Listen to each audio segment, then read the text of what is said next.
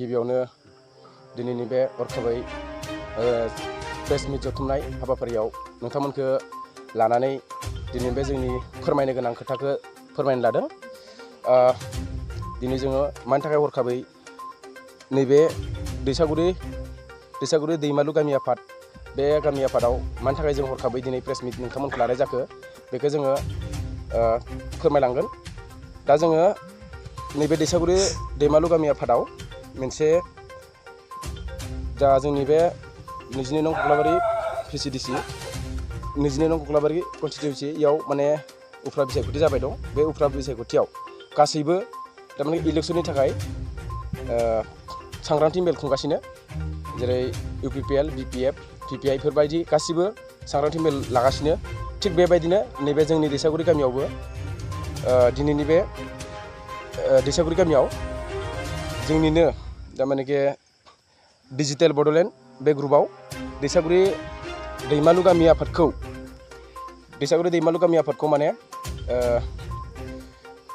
नैबे डिजिटेल बड'लेण्ड कक्लाबारि PCDC नि बे बेन्दोङाव थानाय दैसागुरि गामिनि गासै नखरफ्रा BPF नि बिजाथि मानिनां मुस्रि शंकर बसुमतारी बिथांखौ हेफाजाब होनो ओंखारबोबाय। बे खोथाखौ लानानै जोङो माने नोंथांमोनखौ प्रेस मिट खालामनो लिंहरनाय जादों। दा जों नैबे खोथाखौनो बुंगोन, जेनेबा दैसागुरि दैमालु गामि आफादा थारमानेके नैबे डिजिटेल बड'लेण्ड बेयाव फोरमायनाय बायदि नङा। जेनेबा जोङो दैसागुरि दैमालु गामि आफादा माने शंकर बिथां BPF नि बिजाथि बिथांखौ माने सापर्ट होनो थांजोबदों, बेयो जानो हाया। मानो होनोबा जोङो नैबे दैसागुरि दैमालु गामि आफादा थारमाने गासै रावजोंबो जों बिदि थांजोबदों होननानै दिनैसिमबो फोरमायाखै। एबा UPPL, BPF थारमाने जों मानो बुंनो हाया, मोनसे गामियाव मोननै मोनथाम आफादनि हान्जा थानो हागौ। ओंखायनो जों माने गामि हिसाबै थांजोबदों होननानै जों बुंनो हाया। खिन्थु जों नैबे डिजिटेल बड'लेण्डआव फोरमायनाय बे खोथाखौ लानानै जोङो थारमाने दुखु फोरमायदों। जेनेबा दैसागुरि गामिया माने गासिबो माने न'खरफ्रोमैनो BPF खौ हेफाजाब होनो थांदों। बे खोथाखौ लानानै जोङो दुखु मोनदों आरो बिथांमोना बिदि लिरनाङामोन। बे दैसागुरि दैमालु गामि आफादाव माने BPF नि बे मिथिं बिथां शंकर बसुमतारी बिथां BPF नि बिजाथि बिथाङा माने गावखौ हेफाजाब होनो थांदों होननानै बुंनाया थारमाने जोंनि दैसागुरि गामिनिफ्राय नङा। जेनेबा दिनै बिथांमोना जोंनि गामियाव फैदो होननानै लिरदों बेहाय, थारमाने बिथांमोना जोंनि गामियाव फैयाखै। मानो होनबा बिथांमोननि नैबे न'खरब्रैसो नैबे जोंनि उदालगुरिनि सिदावनो थानाय आरोना न'खरब्रैसो 8 नामा न'खर दं बिसोरो बे रिजार्भ खाथियाव। बिथांमोनखौ लेंहरदों होननानै होनदों। बिथांमोननि सुपाया जोंनि दैसागुरि गामियाव गोलैया, बिथांमोना जोंनि रायजोआवबो गोलैया। ओंखायनो माने जों नैबे डिजिटेल बड'लेण्ड बेयाव दैसागुरिखौ मेनसन खालामनानै लिरनायनि थाखाय जेनेबा BPF खौ हेफाजाब होनो दैसागुरिनि रायजो राजा न'खरफ्रा थांजोबदों होननायखाय जोङो दिनैनि प्रेस मिटखौ लानाय जादों। थारमाने दिनैनि बे BPF नि जायबा नैबे दैसागुरि रायजोनि रायजो राजाफ्रा सापर्ट होनो थांदों, बेथ' नंखाय नालाय। जेनेबा बै न'खरब्रैसोआ गावसोर बिथांमोनखौ शंकर बसुमतारी बिथां केन्डिडेटखौ लेंहरनानै बे न'खरब्रैसो रायजो राजाया माने बिथांमोनजों जइन जादों। बेयाव माने जों गामिनि साब्रैसोल' दं। साब्रै जों नुनायाव नैबे फट'आव नुनायाव साब्रै दं जों गामिनि। राहा लागोन माने बेथ' टटेलि गोरोन्थि जादों नालाय। मानो होनबा थारमाने बेफोरबायदि फोस्रावनाङा, इयुनावबो दाजाथों। माने मोनसे गामियाव मोननै मोनथाम आफादनि मानसि थायो। जेनेबा बिथांमोना जोंनियाव सापर्ट होनो फैदों होननाय लोगो लोगो थारमाने मोनथाम मोनब्रै आफादनि मानसियाबो बिथांमोनजों थांजोब्बाय होननाय जायो।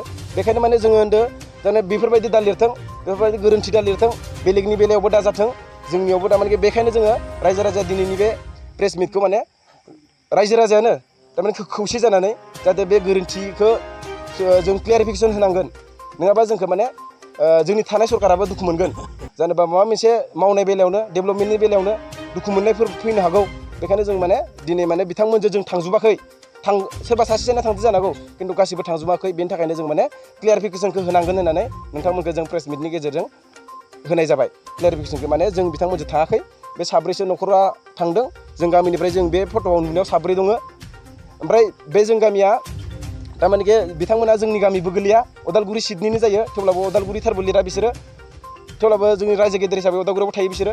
खिन्थु थेवब्लाबो बिसोरो सुपा हिसाबै आलदा आरो बै रिजार्भ खाथियाव उनथिना थानाय बिसोरो बेखायनो माने बिथांमोना जोंनि गामिखौ फाननाय जादों बेखायनो जों दुखु फोरमायदों जाहाथे बिदि दाजाथों इयुनावबो बेलेगनि बेलायावबो दाजाथों आरो बे डिजिटेल बड'लेण्ड बिथांमोनाबो बेफोरबायदि दा लिरना फोज्रावथों बेखौनो आं माने प्रेस मिटखौ लानानै फोरमायदों आरो जानोबा BPFनि मानसिफोराबो बेफोरबायदि दा मावथों आरो नंखायै दा मावथों बेनो आरो दा जोंनि बे मोनसे बाथ्राखौ बुंनांगोन जों जानोबा जोंनि गामियाव जायखिया हान्जायानो फैयाथों मानो बेखौ जोङो वेलकाम खालामो जों बिथांमोनखौ माबा मोनसे मिटिं खालामनो जोंखौ रायजोफोरखौ खावलायहरदों बेखौ जों खालामना होगोन खिन्थु नैबे खोथाखौ जोङो दुखु मोनदों जानोबा जाय आफादानो फैयाथों माथो थारमाने जोंनि हान्जायाव हाबजोब्बाय बेफोरबायदि दा बुंथों थारमाने मोनसे गामियाव मोनसेल' आफादनि मानसि थाया नङा होनबा जायखिजाया सोरबा मोनसे आफादा बुंनाय लोगो लोगो जोंनि आफादाव बिथांमोननि गामिया जइन जाबाय हेफाजाब होनो फैबाय होननाय लोगो लोगो जेनेबा गासैनिबो मोनथाम मोनब्रै आफादनि मानसिया बिसोर गामिखौ सापर्ट होबाय होननानै थांजोबनाय जायो बेखायनो बेयो गोरोन्थि जायो बेखायनो माने आं बेखौनो बुंनो सानदों जेनेबा बेफोरबायदि बेले बेजेफोरा दाजाथों जेनेबा बेलेगनि बेलायावबो दा लिरथों जेनेबा बे टटेलि गोरोन्थि जादों बेफोरबायदि मोनसे गामिखौ लानानै फाननाय जादों जेनेबा जों बेखायनो माने जोंनि रायजो राजाया दुखु फोरमायनानै नैबे खोथाखौ क्लियारिफिकेसन होनांगोन होननानै जों नोंथांमोनखौ प्रेस मिटनि गेजेरजों नोंथांमोननि हेफाजाबै जों रायजो राजानि गेजेराव फोरमायनाय जाबाय।